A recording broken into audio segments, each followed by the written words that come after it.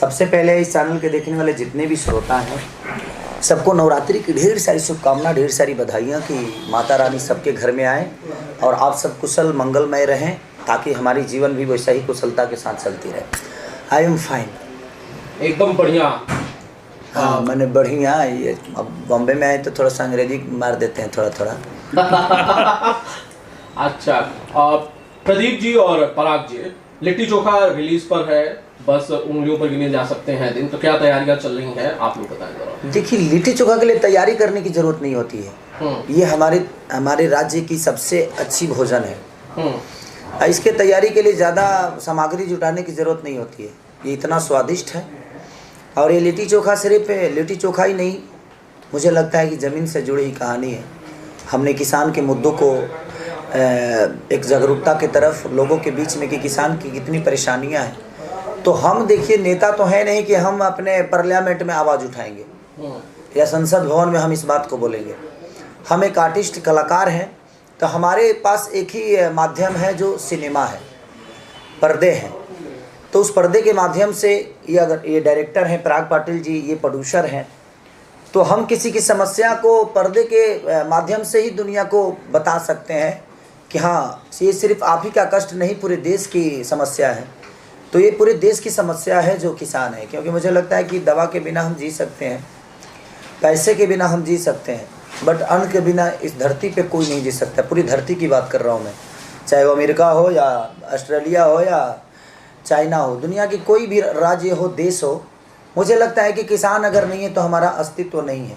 हम कमाते हैं क्या, तो हमेशा आदमी कहता है कि 2 रोटी कमाने के लिए, लेकिन वो रोटी कौन कमाता है? हम तो पैसे कमाने आते हैं, रोटी कमाने नहीं आते। हम तो पैसे कमाने आते हैं, रोटी हमारे लिए अगर कोई कमाता है तो वो किसान कमाता है। तो इसीलिए हर पूरे किसानों को सम्मान है और मैं एक किसान के बेटा होने के नाते मेरे पास जो जरिया है उस जरिया के वजह से मैं जाना जाता हूँ। तो हमारे पास जो माध्यम है उसी माध्यम से किसानों की समस्या को मैंने दुनिया के बीच में रखी है।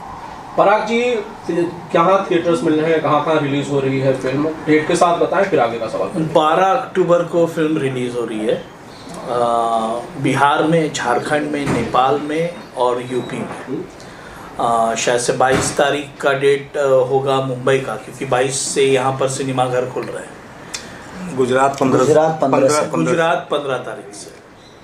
जी प्रदीप जी, क्या तैयारियां पूरी कर ली गई हैं फिल्म के रिलीज को लेकर, क्योंकि बड़ी फिल्म है तो इसके लिए रिलीज की जो तैयारियां होंगी वो भी ग्रैंड ही होंगे। हाँ बिल्कुल, सारे जगह हमारे थिएटर्स बुक हैं और जो इन्होंने पराग जी ने बताया अभी सारे स्टेट के बारे में, सब जगह हमारा वो पूरी तरीके से तैयारी। खेसारी जी, क्या प्रमोशन करने जा रहे हैं, थिएटर्स में विजिट करेंगे? जैसे पहले होता था, ज़्यादातर थिएटर्स में आर्टिस्ट जाते थे सारे और इंटरेक्ट करते थे ऑडियंस के साथ, वैसा होगा? देखिए, कुछ सिनेमा होती थी जो सिनेमा उस लायक नहीं बनती है, कभी कभी आदमी प्रमोट करता है। कुछ सिनेमा ऐसी बन जाती है कि हमारे बीच की समस्या होती है, और कोविड को ध्यान देते हुए सबके अपने जीवन का बचाना है, तो कोविड के सरकार की भी हमें परमिशन बहुत कम मिल पाती है कि हम कहीं जा पाएँ, और हम जाते हैं तो भीड़ ज़्यादा होती है और वो संभाल नहीं पाता है आदमी। तो मैं देखता हूँ कितनी समस्या है, कितनी क्या चीज़ें हैं। अगर हमें परमिशन मिल जाता है तो मैं ज़रूर लोगों से मिलने की कोशिश करूँगा, क्योंकि मुझे भी अच्छा लगता है कि उनके बीच में जाकर मैं अपने दुखों को सुनाता हूँ, अपनी की हुई चीज़ों को बताता हूँ, तो मुझे अच्छा लगता है कि मैं उनके बीच में जाऊँ। लेकिन उसके लिए बहुत सारी प्रतिक्रिया हो जाती है। आज के कोविड जब से आया है तब से बड़ा कुछ सोच के करना पड़ता है। भीड़ वाली जगह पे हमें थोड़ा सा रोक रहता है कि आप नहीं जा सकते। कार्यक्रम के भी लिए बहुत ज़्यादा प्रॉब्लम हो रहा है। तो कोविड जब तक, मुझे लगता है कि वैक्सीनेशन क्या बोलते हैं, हाँ वैक्सीनेशन 2 डोज का वैक्सीनेशन। समझ गए ना क्या बोल रहे हैं? हमको बोलने में थोड़ा सा गड़बड़ा जाएगा, अंग्रेजी शब्द है तो आप समझ ही रहे हैं आनंद जी। जी अरे भाई, जिस तरह से आपने कहा कि भाई भीड़ बहुत ज़्यादा इकट्ठा हो जाएगी और शायद कोविड के जो नियम है, प्रोटोकॉल है, वो कहीं ना कहीं शायद उन्हें नुकसान पहुंचे। आपकी ही फिल्में बैक टू बैक रिलीज हो रही हैं जब से फिर से थिएटर खुला है, उसके बाद आपकी ही फिल्में, खेसारी लाल की फिल्में रिलीज हो रही है, बहुत ज़्यादा ऑडियंस का प्यार मिल रहा है, इस पर आपकी रिएक्शन? देखिए, ऑडियंस क्या होती है कि हमारे जैसे मंदिर का गेट खुलता है तो मुझे लगता है कि मंदिर जो है वो सिनेमा हॉल हो गया, और उसमें भगवान आता है अपने भक्त से मिलने। तो भक्त जहाँ देखिए, होता क्या है कि इस दुनिया में भक्त से, भगवान से भी बड़ा भक्त होता है, कि वो जहाँ चाहता है अपने भगवान को बुला लेता है। तो हमारी भक्ति में इतनी शक्ति है, जैसे हमारे लिए हमारे भगवान हमेशा हॉल के दरवाजे पे आते हैं और हमें श्रद्धा का फूल और आशीर्वाद चढ़ा कर जाते हैं। तो मैं लगातार चोरी चोरी चुपके चुपके का भी बहुत बड़ा इनिशियल रहा, बाप जी का बहुत बड़ा इनिशियल रहा, और हमारे मुझे लगता है कि लिट्टी चोखा भी उससे बहुत बेहतर होगी, क्योंकि उसमें एक बाप बेटे की समस्या थी, चोरी चोरी चुपके चुपके में एक बिगड़े लड़की की समस्या थी जी। हमारे घर की जो लंदन में रहते हैं उनको लगता है कि नहीं, बियर बार ही बहुत कुछ है ये चीज़ें, तो उस समस्या से सुलझी हुई और उलझी हुई वो कहानी थी। ये है एक किसान का समस्या है, तो ये पूरे देश की समस्या है। तो मैं कोशिश यही करता हूँ कि मैं जब भी कोई काम करूँ तो उसमें समस्या ऐसी हो जिससे उभरा जाए, और ये दुनिया को पता चलनी चाहिए कि हमारा देश अभी भी बहुत पीछे है, और हमारा खास करके बिहार राज्य जहाँ पे रोज़गार की बहुत ज़्यादा प्रॉब्लम है, तो वो बहुत ज़रूरी है। तो हमारी कोशिश, और हमें दुनिया प्यार इतनी देती है, तो हमारा भी दायित्व बनता है कि अपने राज्य के लोग की समस्या पूरी दुनिया को दिखाया जाए। खेसारी जी, जहाँ तक आपने बात की किसानों की, बात की आपने कि भाई किसान बहुत परेशान हैं, ये साफ नज़र आ रहा है। पिछले दिनों बहुत माहौल बिगड़ा उत्तर प्रदेश के लखीमपुर में, जहाँ कई लोगों की जान भी गई। आपको नहीं लगता कि सरकारें जिस तरह से काम कर रही हैं उसमें कोई कमी है, ताकि किसानों को ज़्यादा से ज़्यादा हक मिल सके और कम से कम उनकी सड़क पर जान ना जाए? सरकार काम ही तो नहीं कर रही है। सरकार अगर काम करती तो इतनी समस्या क्यों होती? ये बताइए, आप अगर पैसा, आप नौकरी करते हैं, आप ड्यूटी करते हैं जी, तो घर पे पैसा तो आता है ना? बिल्कुल। आप जब काम करते हैं तो पैसा तो घर पे आता है ना? जी। तो सरकार काम ही तो नहीं कर रही है। सरकार काम करती तो रोड पे क्यों लोग होते? रोड पे नहीं होते। आज दुनिया बोल रही है कि महंगाई है, मुझे नहीं लगता महंगाई है। महंगाई इसलिए है क्योंकि हमारे पास पैसे नहीं हैं, हमारे पास रोज़गार नहीं है। खेसारी लाल यादव के लिए अगर ये बताइए 500 रुपये लीटर तेल हो जाए तो क्या फ़र्क पड़ता है? नहीं फ़र्क पड़ता, इसलिए कि खेसारी के पास पैसे हैं जी, ऐसे वो 500 रुपये भी लीटर तेल खरीद के अपने जीवन को चला सकते हैं। तो महंगाई इसलिए ज़्यादा लगती है क्योंकि हमारे पास रोज़गार नहीं है, हम बेकार हैं, हमारे पास पैसे नहीं हैं, हमारे पास वो व्यवस्था नहीं है। अगर हमारे पास भी रोज़गार होता, व्यवस्था होती, पैसे होते, तो आप 500 रुपया का 1000 रुपये लीटर तेल कर दो, क्या फ़र्क पड़ता है भाई? तो इसलिए सबसे पहले कि हम रोज़गार के लिए अगर लड़े तो शायद हमारे लिए बेहतर होगा, और वही हमारी जीवन चला सकता है, और बच्चों का भविष्य हमारा रोज़गार ही तय कर सकता है। महंगाई तो 2 रुपये, 4 रुपये, 5 रुपये तो हमेशा बढ़ती रहती है, और महंगाई ऑफिशियली बढ़ी है, इसलिए बढ़ी है कि हमारे पास काम नहीं है, हमारे पास पैसे नहीं है, हमारे पास रोज़गार नहीं है, तो महंगाई तो ज़्यादा लगेगा ही लगेगा। ठीक है, आपने ये बात सही कही कि भाई महंगाई जो है वो गरीब लोगों को ज़्यादा महसूस हो रही है। लेकिन आपका तो खेसारी लाल जी का बहुत बड़ा नाम है, सारे सरकारों के पास डायरेक्ट एक्सेस है, किसी भी मुख्यमंत्री से खेसारी लाल मिल सकते हैं, किस प्रधानमंत्री से चाहे तो मिल सकते हैं। कभी उन्होंने विरोध करने की कोशिश की, बताने की कोशिश की, भैया देश में जनता मर रही है, कुछ कीजिए, किसान मर रहे हैं, कुछ कीजिए? खेसारी ने अपनी तरफ से पहल क्यों नहीं की? क्या है ना जी, गजब सवाल करते हैं। कद हमारा डायरेक्ट लिंक है, काजी मोदी जी हमारे मौसा लगते हैं। ऐसा बोल रहे हैं कि जैसे हमारा डायरेक्ट लिंक। अखिलेश जी से तो आप पिछले दिनों मिले ही थे, कम से कम वो भी मुख्यमंत्री रह चुके हैं। अरे बताइए, तू रह चुके हैं जो है, उनसे कहाँ मिले हम? बात वहाँ नहीं है अखिलेश जी, आनंद जी, बात यहाँ है कि हमारे मिलने से क्या समस्या, जो ज़मीन पे रह रहा है वो बेहतर जानता है कि मैं बॉम्बे रह के बेहतर जानता हूँ। जमीन वाला बेहतर जानता है। तो क्या नीतीश चाचा ज़मीन पे नहीं है? वो फ्लाइटें में खाना खाते हैं, वो ज़मीन पे नहीं घूमते। हमारे जोगी जी नहीं रहते हैं, अखिलेश जी नहीं रहते हैं। कौन नेता बताइए ज़मीन पे नहीं रहता है? वोट मांगने के लिए तो जाना ही पड़ता है ज़मीन पे। तो समस्या लोगों को तो देख ही रहे हैं लोग। मैं बॉम्बे में रहता हूँ तो मैं कभी कभी ज़मीन पे जाता हूँ, लेकिन मैं जाता हूँ तो समस्या देखने तो जाता नहीं, मैं अपना काम देखने जाता हूँ, मैं अपना काम करने जाता हूँ। लेकिन देखिए, हर आदमी के लिए एक जगह बनाई गई है। हमारे नेताओं को इसीलिए चुना जाता है ताकि हमारे समस्या को देखें। उनको दिखाई नहीं दे रहा है, हमें इंटरटेन के लिए चुना गया है। मैं इंटरटेन के साथ साथ मैं कोशिश करता हूं कि मैं लोगों का उपकार भी करूं, लोगों का मदद भी करूं। मैं अपने विधा से हटकर एक इंसानियत का धर्म निभाता हूं। मैं हर एक आदमी का मदद करने की कोशिश करता हूं जितनी मेरी क्षमता है जी। लेकिन अगर किसी के लिए, अभी बताइए, आपको पत्रकार के लिए रखा गया है, सवाल पूछने के लिए रखा गया है, और आप ही इनसे कहेंगे कि सर वो सवाल कैसे पूछा जाएगा, तो दिक्कत है ना ये। बिल्कुल। क्योंकि आपका काम है, आप बखूबी उसको जानते हैं। लोगों की समस्या के लिए ही आपको चुना गया है, अपने राज्य की समस्या के लिए ही आपको चुना गया है। आप अपने बेटे को अमेरिका, अगर आप नेता बन जाते हैं तो आप अपने बेटे को अमेरिका पढ़ाते हैं जी, हॉस्टल में डाल देते हैं। तो आपको नहीं लगता है कि सबके बेटे अमेरिका पढ़ने चाहिए? आपके अपने बेटे का भविष्य है और दूसरे के बेटे का भविष्य नहीं है।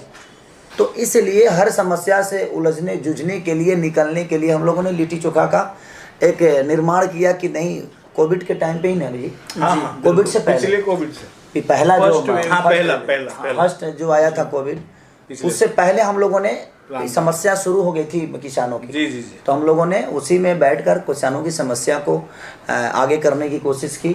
अब सरकार इसको कितना, और लोग, मुझे लगता है कि इसी समस्या को लेकर अगर लोग जागरूक हों और इस सिनेमा को बड़े स्तर पे लेके जाएं तो देखिए वो तो हमारी जनता के ऊपर है।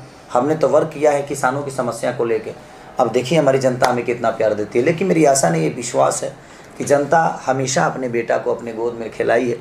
और हमारी और पराग पाटिल जी की जोड़ी जब भी आई है कुछ अद्भुत करके गई है, जैसे कि संघर्ष आप लोगों ने देखा ही होगा। उसके बाद लिट्टी चोखा, आशिकी, इसके बाद भी जब इनके पास वक्त होगा तो मेरे को लेकर डायरेक्ट करेंगे। अभी तो ये बहुत बिजी हैं जी। तो ये जी कब वक्त होगा फिर से बताइए। अब आप कैमरे के सामने, इनका डेट सारा वक्त मेरा इन्हीं का है।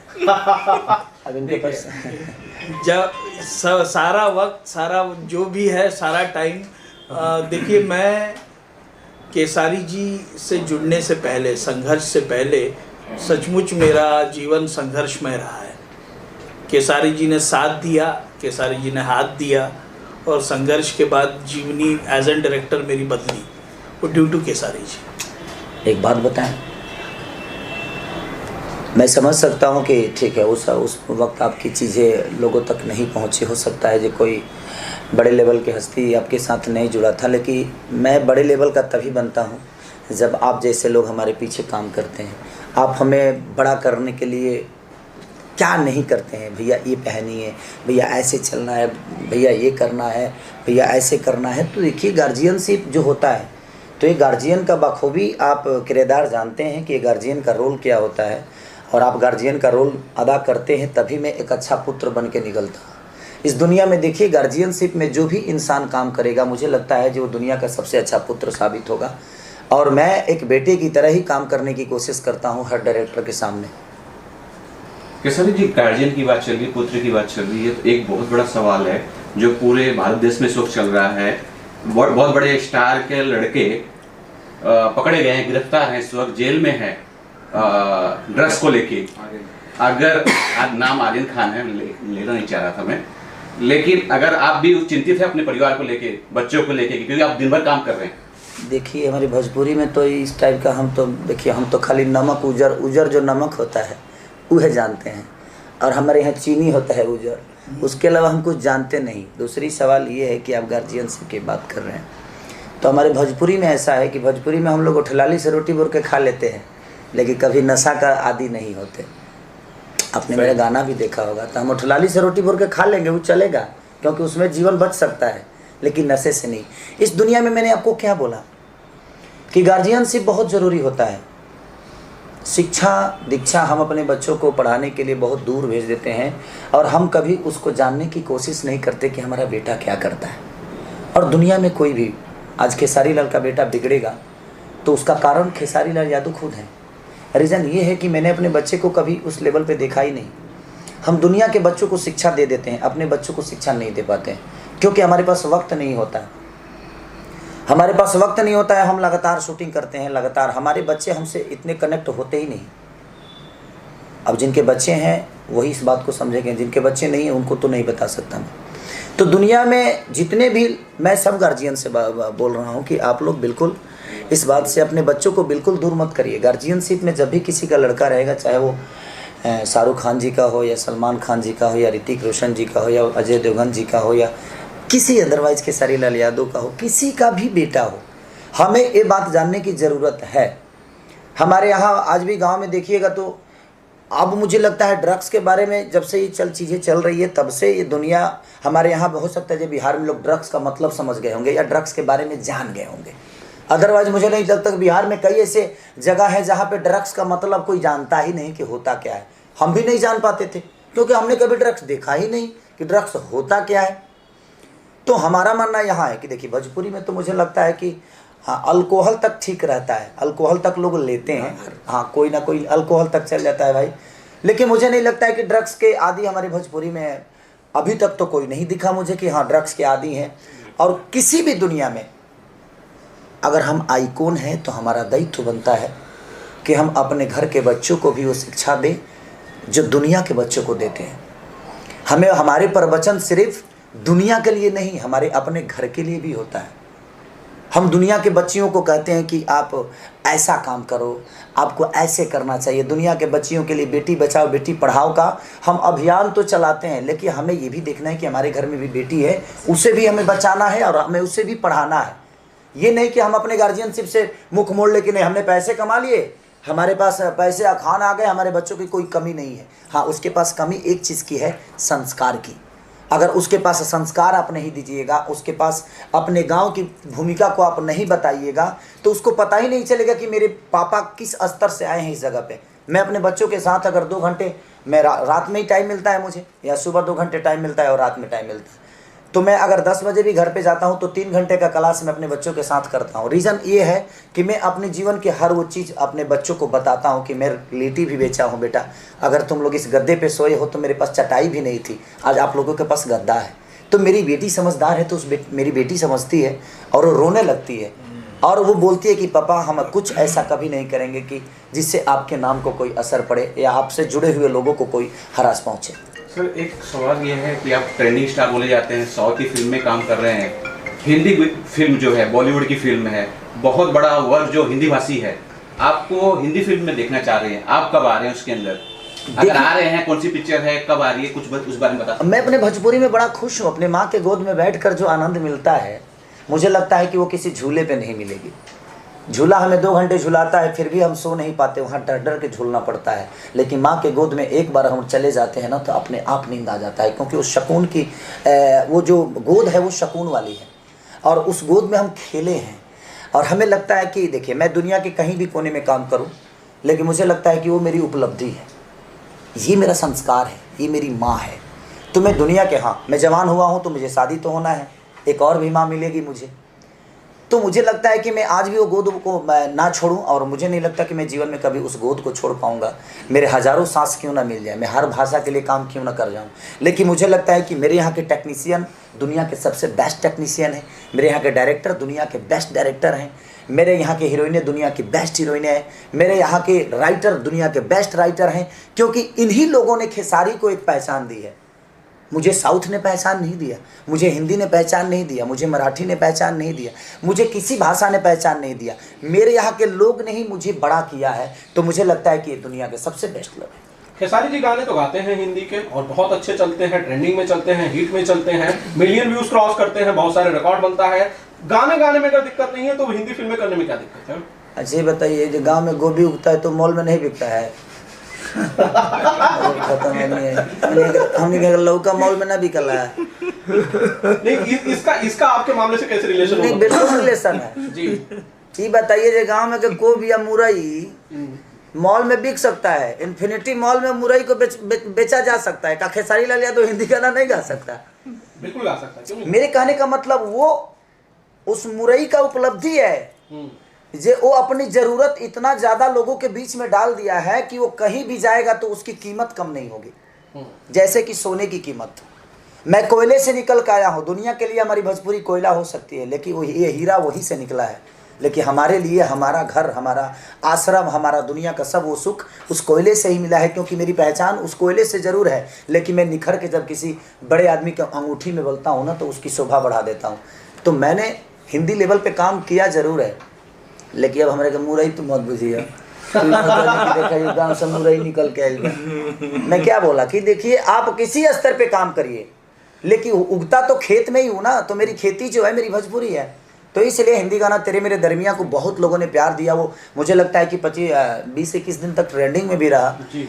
तो वो हमारी उपलब्धि है, हमारे भाषा की उपलब्धि है। मैं दुनिया के किसी कोने में चला जाऊं, दुनिया मुझे यही कहेगी कि ये मेरा बेटा है और ये भोजपुरी समाज का हीरा है। आपका तो देवी गीत भी ट्रेंडिंग में रहता है सर। हाँ अभी है, 3 नंबर पे है, चल रहा है। वो मेरे ही कंपनी का गाना है, आरा में दोबारा मिला जाइए ना। केसरी जी, गाना की बात चल रही है और लिट्टी चोखा अभी रिलीज होने वाला है। लिट्टी चोखा का कोई गाना आप अगर सुना दे दर्शकों को तो मजा आए। हमारा गला फंसा हुआ है, देखिए गा देंगे हम। देखिए 3-4-5 दिन से ना फाइट में बुरादा घुस गया था इधर, तो इसीलिए ठीक है 2 लाइन गा देता हूँ। तू जरा फुलझड़ी क्या हुई मोहल्ला माचिस हो गया। ये गाना बहुत अजीब है, उसका बहुत खतरनाक गाना है। जब सुनिएगा तो आप देखिएगा तो बड़ा, हम लोगों ने बड़ा खर्चा किया था, 5-6 लाख रुपए सिर्फ एक गाने के लिए खर्चा किया था, तो मज़ा आएगा आप लोगों को।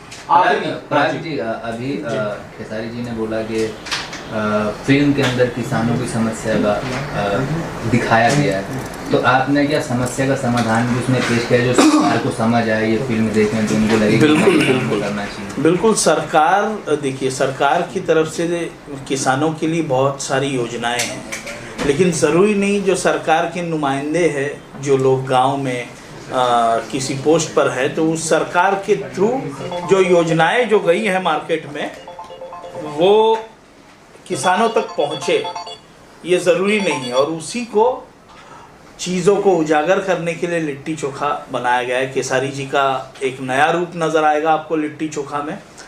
एक ट्रेलर में तो जिस तरीके से केसारी जी ने किया है, एक बहुत ही भोला आदमी जो गांव से जुड़ा हुआ है, और उसके बाद में अचानक ट्रेलर में एक बहुत ही डैशिंग हीरो की तरह नज़र आते हैं फाइट करते हुए। तो वो ट्रेलर की खूबियों में बहुत सारा सस्पेंस, बहुत सारा रहस्य और माटी की खुशबू है लिट्टी चोखा। ऑडियंस को कुछ कहना चाहते हैं आप तीनों लोग जाने से पहले, फिल्म को रिलीज से पहले कोई मैसेज अगर आप लोगों का तो प्लीज़ आप दीजिए। देखिए लिट्टी चोखा से मेरा रिलेशन मुझे लगता है कि माँ बेटे की तरह है, क्योंकि लिट्टी चोखा बेच के ही मेरी जीवन को, और मैं बस बहुत खुश नसीब हूँ कि जिस लिट्टी चोखा का पैसे से मैंने कैसेट गया था, आज उसी लिट्टी चोखा का हीरो हूँ मैं जी। तो ये मेरे लिए बड़ी उपलब्धि है। और मैं बस यही दुनिया से अपील करना चाहता हूँ कि आप हैं तो दुनिया है। ये हम किसान के बेटे हैं, और पूरे यूपी बिहार ही नहीं, मुझे लगता है कि जहाँ जहाँ किसान हैं वो हमारे जीवन के सबसे बड़े सूत्रधार हैं। और उन किसानों के सम्मान के लिए इस सिनेमा को आपको ज़रूर देखना चाहिए कि क्या समस्या है, क्योंकि हर आदमी मुझे लगता है जो उन किसानों की समस्या, उस किसानों के धारणा पे नहीं गया है। तो जो धारणा पे नहीं गया है किसानों की समस्या क्या है, अगर लिट्टी चोखा देखेगा तो दुनिया को जरूर समझ में आएगा, और अपनी उपलब्धि समझ में आप सबको आएगी कि हमारे हम किसानों की उपलब्धि क्या है। तो जरूर आप याद प्रोड्यूसर साहब एक क्वेश्चन आपसे, किसानों की समस्या, तो कभी सोचा आपने या अभी प्लान किया है कि ये फिल्म किसी नेता को या किसी राजनेता को दिखा के किसानों के हल का, या किसी किसान नेता को दिखाया जाए? हाँ बिल्कुल, ये हालांकि हर नेता को या किसी को हम नहीं दिखा सकते, लेकिन फिल्म बंधु के माध्यम से जब ये सब्सिडी के लिए भी गई हुई है किसी राज्य के, हाँ, तो योगी आदित्यनाथ जी से बात भी हुई है, और वो उन समय मिलती वो देखेंगे।